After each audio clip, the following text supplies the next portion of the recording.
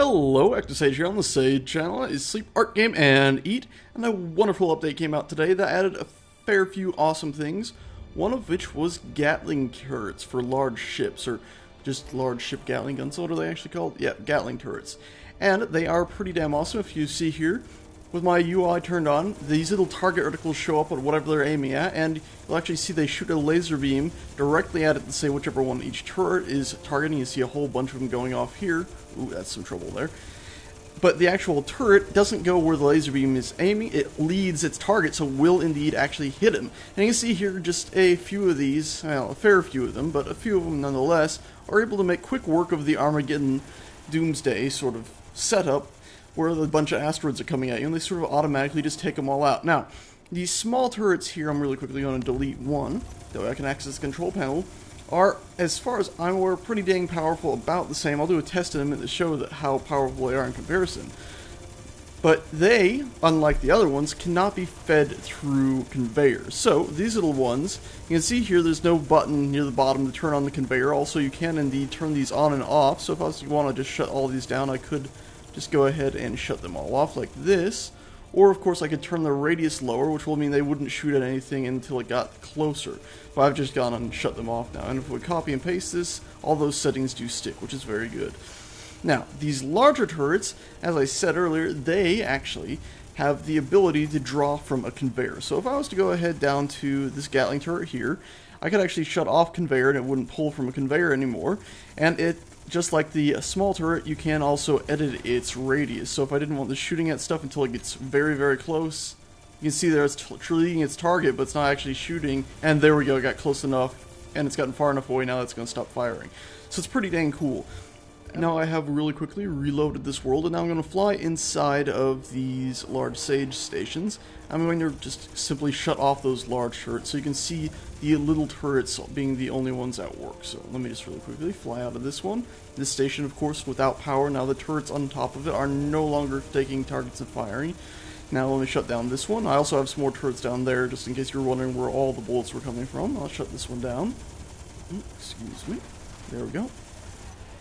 And there we go. Now, the only weapons fire you're hearing is from those small turrets on that one power supply there. And of course, in the actual game, you could set something up like this. Now, the problem again with these small turrets is the fact that you have to manually load their ammo. So they will indeed run out. You'd have to, because I'm in creative, we don't have to worry about ammo, but usually you'd have to go in like this and just click and drag the ammo from your inventory into these things. Luckily, we don't have to worry about that right now in creative.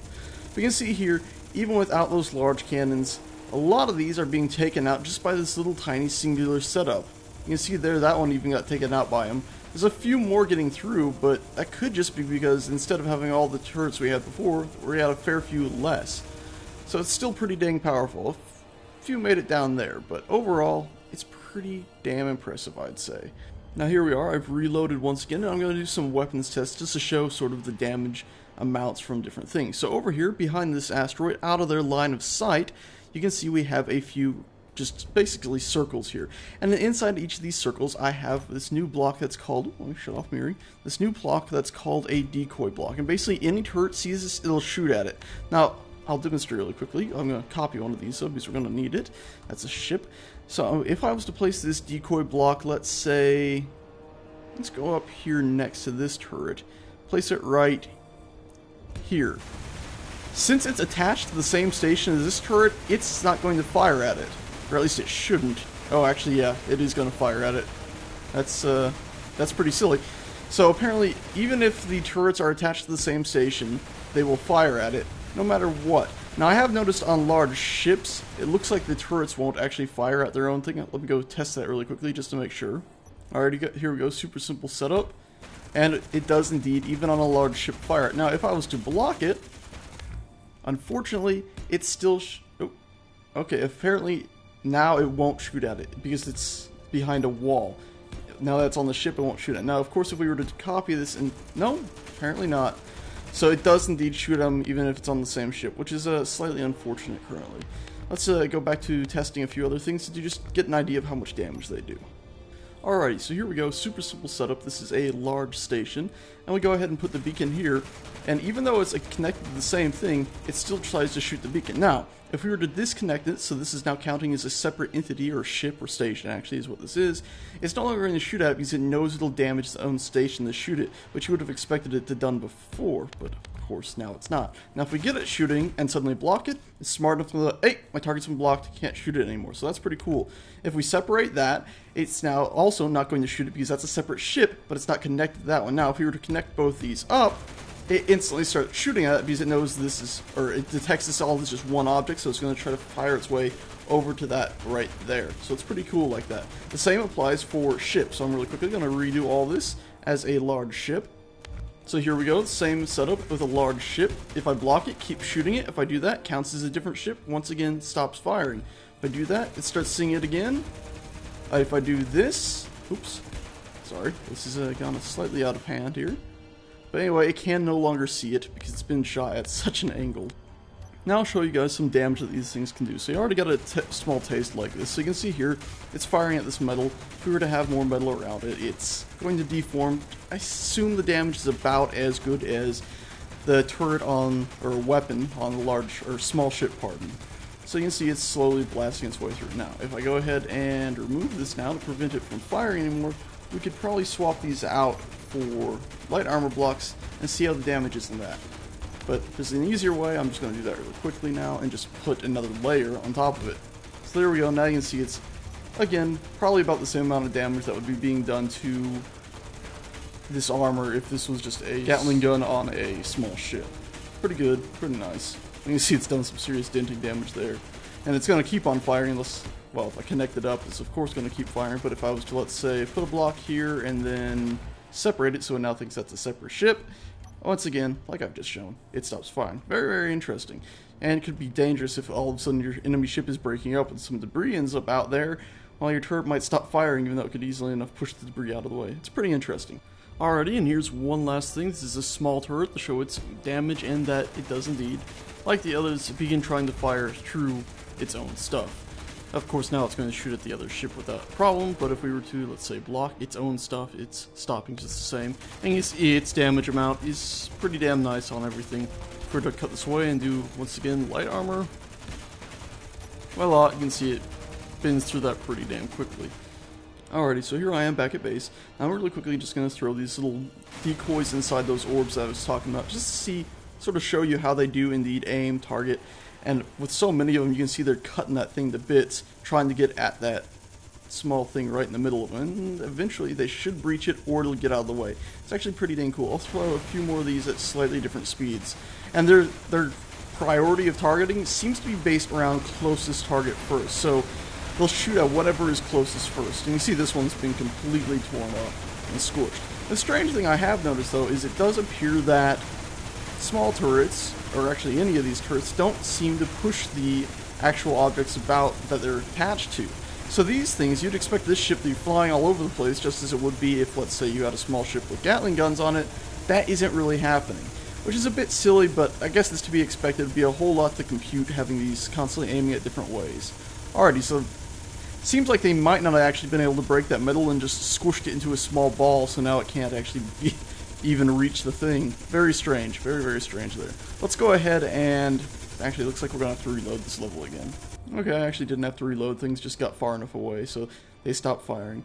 I also have a few tests set up over here. This is basically designed so to allow these ships to fire through, well, these windows at targets. So really quickly, I'm going to shut everything else off, and the way I can shut that off is just deleting that. That way we can not have to worry about these firing at our targets when we don't want them to. Alrighty, so there you have it. Both of the Sage stations are now shut off. And we can go ahead and float over here and set up our target. And actually for this, I was originally planning on using this, but they'll get pushed away too quickly. So I'm just going to do a new large station and stick a beacon on it. And beacons, or decoy, pardon. And decoys don't actually need to be powered, so you don't have to worry about powering the decoy just so it can get shot at. So let's go ahead and now hop in this chair, go to third person so we can see all of our nice windows. And I've already have them set. If we look in here, all the doors are set to be open, so the second I power this up, they'll all open up, and the turrets will come online. And the second they have line of sight, they start shooting at the target. So Well, they took that out pretty much right away. So if I was to toss... Actually, we're going to have to do a large ship for this since that's not going to move. There we go. So if we toss this into their line of fire, they'll, of course, attempt to shoot it. Now, it's gone out of their line of sight, so they can't keep hitting it. So that one's just going to drift free. This one, you can see there is a small glitch where these ones here, they think they have a line of sight, but they were actually hitting the door, causing some trouble there, which can be a bit problematic and dangerous with this sort of setup. Whew, that one got pushed away pretty fast. It's overall pretty dang awesome. Also, I'm really quickly going to now reload and just show you these things in action using some conveyors and stuff trying to feed to them. Alrighty, so I've gone ahead and reloaded everything, and this setup right here in front of me is exactly the same as the one down there, except for now I have conveyors running along all these small turrets, and also hooked up to this reactor and stuff. So what I'm really quickly going to do to demonstrate that, as far as I know, these shouldn't actually work, so I'm going to put 1,400 and something in there. I'm also going to put 0.9 uranium in here, and I'm just going to go over here and put 0.1 into this to actually get it running. So we do this, we do a 0.1, there we go. And so the second I push this, theoretically the doors will open, the turrets will start moving and probably aiming, but they won't be able to shoot because I don't believe these conveyors should actually be able to feed. So let's turn it on. Oh wow! Looks very much so like they were able to feed the ammo through it. So let's go ahead and we're gonna have to how do we do this? Gonna have to go ahead and look, and they're showing no ammo inside them. Very interesting. When we go down here, they haven't used any ammo, so it looks like I don't understand why they fired. And they're still targeting this one. So apparently it looks like they might have had a little bit of ammo stuck in them to start out with. Let's push this downwards. Alrighty, so I'm looking at all these, and they all look like they're still actually at full health. So from the looks of it, looks like we might have heard them firing, but they weren't actually firing. Really quickly, I'm going to make sure their line of sight isn't obscured to prove that they are actually empty. Alrighty, so I've gone ahead and cleared up their line of sight, and strangely enough, they're not even aiming at them anymore. It looks like that original burst of fire was just a complete and utter fluke, considering they didn't actually have any ammo in them, and now they're not even wanting to aim at them all, and as you can see, these weren't damaged. It looks like all the damage went into the doors themselves. Let's now move on to over here with the large turrets that can actually be fed. So let's go ahead and drop our 0.9 uranium in here, just as we did before. And we're actually in this one going to drop all these large NATO rounds. And over here we're going to go ahead and put in that 0.1 uranium and power these up. And this one should actually be able to fire and actually indeed do damage. So you can see there it's really quickly switching targets as it's sort of jumping between which one's actually the closest as it pushes them farther away. It's very cool. This one is indeed continuing to fire, and if we pop open our inventory while it's going, you can see the ammo in the small cargo container here is every now and again dropping as it's going to be taken into the actual Gatling turret itself, which is pretty dang cool. And of course the uranium, as we already know, shifted. So that's pretty awesome. And that's about it for these large turrets. Unfortunately, this missile launcher doesn't work. Now they did add some other interesting things, so really quickly I'm going to show you guys that stuff. So here we are on another world, and this is really quickly a ship I tossed together to basically show off the new missile launchers. Now, as you might know, in the previous update, if you equip the rocket launcher and aim it at a big ship, you were able to stick on one of these huge missile launchers. Unfortunately, in the previous update, if you attempted to fire them, they would just blow themselves up instantaneously. Now, of course, they do not, so I can really quickly show you how they actually fire. We can buzz around here through this workings. Basically, this ship is designed so that once connectors actually work, you'll be able to connect up and fill all these with ammo and reactor whatnots, uranium, and it'll feed into the turrets and everything in here. It's all just inner workings, all exposed, but we get into this nice bridge. I have these big columns here for defensive purposes. They're actually a hindrance, you'll see in a second. But we can hop in here. We got at the front of this ship a large assortment of missile launchers there next to those engines you can actually see. And if I start firing, you can see they very, very quickly fire. Basically, I believe it's right to left, or maybe even they double back on themselves, but they fire from all the different barrels that you can see there. It's pretty dang awesome. And of course, if I reverse, the flames don't hit them, luckily, which is pretty nice. And this ship, unfortunately though, if I try to turn, the missiles, they do go out in a straight line, so I end up blasting away part of my own ship. But the missiles themselves are very, very strong. You can see here I can just unload on an asteroid and destroy stuff. And you could imagine once those conveyors are once the connectors are set up, you could easily dock at a station and reload these damn things to have a huge amount of ammo stored on a ship, so you could just unload like this and annihilate stations and ships. So really quickly, to prove annihilation of stations and ships, as I turn on damaging myself of course, but I'll line up on that station over there, and you can see there we'll start bombarding it and doing some serious damage. And that station is indeed made out of heavy armor. And you see a few of the missiles going off before they reach the target. That's because they're hitting debris. But I think that should be just about enough now. Yeah, I think we've done enough damage to get our point across. So let's go ahead, really quickly cut a hole there. That way we don't have to fly all the way back through this ship. And you can see that this station has been torn wide open, or torn open and then crushed a bit from the deformation. And if I was to fly down here, you can see some of the other decks and floors are now exposed and just wrecked. That's where the med bay was, completely gone. Anyway, over here we do have something else that was added in this update, which are wheels, actually. They added wheels of all things. Now, originally when Merrick first told us about wheels, he was talking about the idea that the wheels would be able to function on their own or not exactly on their own, but they'd be able to function using WASD. Fortunately, that doesn't seem to be the case, but they do work pretty well with motors, or I should say rotors. And you see there are a bunch of different types of ones.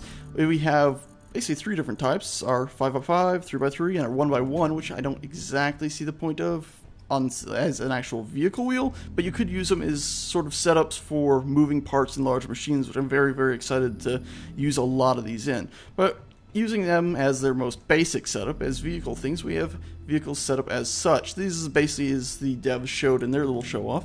You have your bunch of rotors set to be off with no braking torque, and you just have jet engines to push you around and a artificial mass to hold you down and rotors to turn. Pretty simple and straightforward. Hopefully in the future, once a bit of coding or even more advanced things get integrated into the game, you'll be able to actually have a rotor to turn the front wheels or something and have a lot of fun using stuff like this without having to feel, well, like you're just using a spaceship that's sort of being held down in a weird way. Oh, and I've lost a wheel. That's not exactly ideal.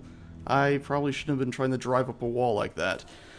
You know me and wheels. I don't have a good history with them, but these seem far more stable than the other ones, and of course I'm not on a multiplayer server. And also, they do seem to have upped the stability with rotors a tiny bit. I haven't gotten a full test of it, but from what I've seen, it looks like it's better. So here we go. This is the next size down. Same sort of setup on the ship, just smaller wheels, and it's pretty cool.